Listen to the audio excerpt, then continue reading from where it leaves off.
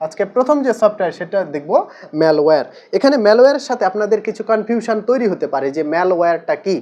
ম্যালওয়্যারটা নাম আসে, এই ম্যালওয়্যারটাই নাম আসে হচ্ছে ম্যালিসাস সফটওয়্যার। তাহলে ম্যালওয়্যারটা কি আসে? ম্যালিসাস সফটওয়্যার। কারণ ম্যালিসাস মানে হচ্ছে ক্ষতিকর সফটওয়্যার।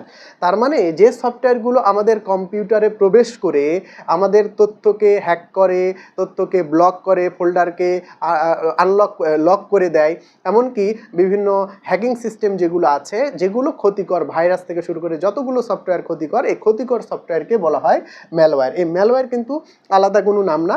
ম্যালওয়্যারটা হচ্ছে যতগুলো ক্ষতিকর সফটওয়্যার রয়েছে সেগুলোকে আমরা ম্যালওয়্যার বলতে পারি। তাহলে সহজ কথায় আমরা বলতে পারি যে ম্যালওয়্যার মানে হচ্ছে ম্যালিসাস সফটওয়্যার, আর ম্যালিসাস মানে হচ্ছে ক্ষতিকর। অর্থাৎ আমাদের কম্পিউটারে যে সফটওয়্যারগুলো অজান্তে ঢুকে গিয়ে আমাদের তথ্য সিস্টেমগুলোকে ক্ষতি করে, সেই সফটওয়্যারগুলোকে আমরা বলবো ম্যালওয়্যার। এখন এরকম ম্যালওয়্যার সফটওয়্যারের যদি আমরা উদাহরণ দেই, 1 নম্বরে আমরা বলতে পারি ভাইরাস। এই ভাইরাস আমাদের ক্ষতি করে। আরও কিছু সুন্দর সুন্দর নাম আছে, যেটাকে স্পাইওয়্যার বলতে পারি,